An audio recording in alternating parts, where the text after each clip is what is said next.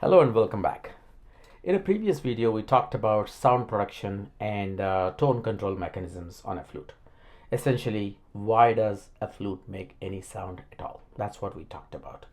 So that video has more details, but at a high level, what happens is here you have an edge, and then when you blow air continuously at this edge, the edge splits the air jet, and when a constantly blowing air jet, which is like a DC current, when it goes and hits that edge, it it is disturbed and it bounces back, and then in that process it creates a flutter, essentially air going out and then air going in, and that fluttering mechanism constantly changing the pressures, and then thereby causing a certain frequency of vibration to the air column. And then you control the length of the air column by opening and closing the tone holes here. And once you control the air column and then you vibrate the air within that column, it produces a sound. So if you look at it, if you zoom out and look at it, essentially you have the note control mechanism on this side, and you have a tone production mechanism on this side. And this is one way or the other, it's an excitement mechanism. That is, you excite the air column that's trapped inside this tube in one way or the other, and then that produces the sound. When you look at various members of the family of wind instruments, they all have the same mechanism. Essentially, they have a tube, and you control the length of the air column one way or the other, opening valves, closing valves, and opening valves, or closing holes and opening holes, one of those mechanisms. And then you have different ways of exciting the air column on this side. And that's essentially what forms the entire family of wind control instruments. So this being our simple Bansuri, which produces sound by one mechanism. The other one, which is very close to that, is this what's known as this Fipple flute. And this Fipple flute, also known as Irish flute, is essentially doing the same thing, except that you have an edge and you're directing the air through this mechanism towards that edge. So if we deviate a little further, this is a kind of a pan flute. Well, a pan flute, you essentially produce sound by blowing straight into or over the tube of a fixed length, right? And then a pan flute, you actually pan from left to right, so that's why you call it a pan flute. But this is more like a rotated, like a warped pan flute that's just bent backwards onto itself. So the way to play this is like this.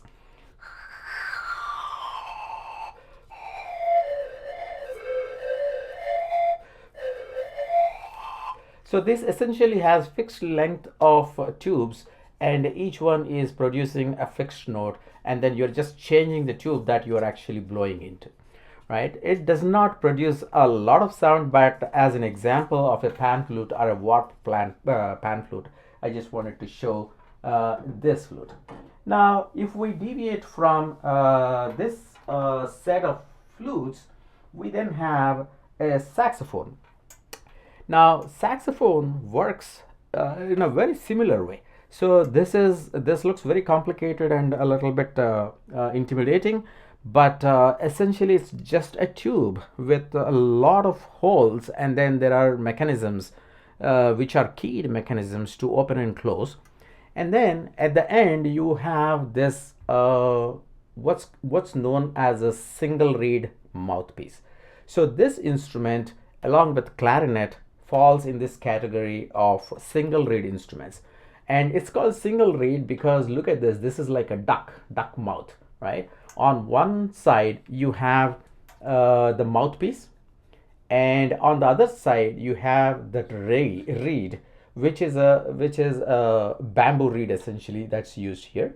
And that reed actually flutters when you blow air into it, and that fluttering is actually what's causing the excitement of the air that's going into this tube, And once the air column is excited, depending on which holes you open using these keys, actually produces your note. So it's the same mechanism, air excitement here and then tone control mechanism here. Now that we have seen a single reed instrument, it makes sense to look at a double reed instrument. So this is Shehnai, and like oboe, Shehnai, and Nadaswara, they belong to the double reed instrument family. So they're called double reeds for the reason that they have two reeds essentially. That is, they have two leaves against each other, as opposed to what we've seen in the saxophone, which is a mouthpiece against a single reed, but this is a reed against a reed. And they have their own, that's their vibration mechanism. That's how they excite that, and people control how they vibrate with their mouth. A lot of control with their mouth muscles happens on the reed, and then a little bit of pushing it out or pulling it in. All those things happen in order to control the tone that you make, besides the control mechanism that you have here on the holes. When you play the flute also, when you play higher notes, when you reach higher registers and higher notes, you blow at a higher velocity to reach the higher register. And when that happens, you have a little bit of a variation in the note, and so you have to compensate it by turning the flute a little bit inward. Similarly, when you go down to the lower registers, you may have to turn it out a little bit. And that sort of control, micro control, happens even on the flute. That's why you are actually based on the feedback. You listen to what you're playing and then you control what you're doing. And similar control happens on the Shehnai as well. So that's what reminded me of this control mechanism on the flute as well. Now, if we see an interesting thing is that you can actually take a Fipple flute head, like a recorder head, and then put it on a normal flute, and you can still make the same sound.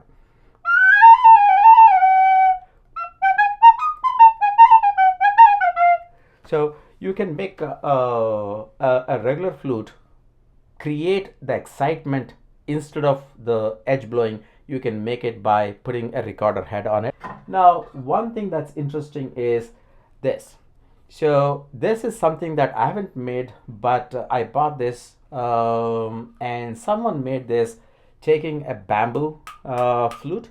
This is essentially a bamboo flute, and then they fit a single reed mouthpiece on top of this one, and it makes an interesting sound. It produces a sound pretty much like a saxophone. However, this is limited to one octave only. There is no way this can reach the second octave, so this is pretty limited. But what it demonstrates is that you can always have one excitement mechanism and one control mechanism, and then you put them together.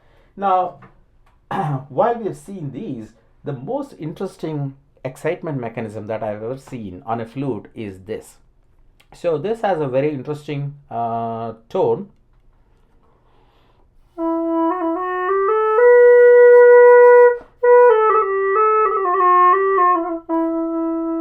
So this is an interesting tone, and this is not a single reed, this is not a double reed, this is not a Fipple edge, it's not a regular flute edge, but instead it has a different excitement mechanism. It has the same excitement mechanism, which is actually called a reed, but it's a different reed than a Shehnai and a saxophone, and it has the same reed mechanism as a harmonium and the same reed mechanism as a harmonica. So they have this reed mechanism, which is essentially a small flimsy sheet metal, and then it has a little cut in it, and that is bent, and then that does the vibration, causing your excitement mechanism, and your note control mechanism is whatever you choose it to be. Okay. The last thing I wanted to talk about is this. So this is a shank, right? And this also has an excitement mechanism, and well, there is a little bit of a control mechanism, but not a whole lot. But this is not a wind instrument. This does not fall in the family of wind instrument. It falls in the family of brass instruments, because the excitement mechanism is actually the same as the brass instruments. Or you can look at it the other way. That is, brass instruments actually follow the shank mechanism, because shank is way older than brass instruments. Here the mechanism is a bit different.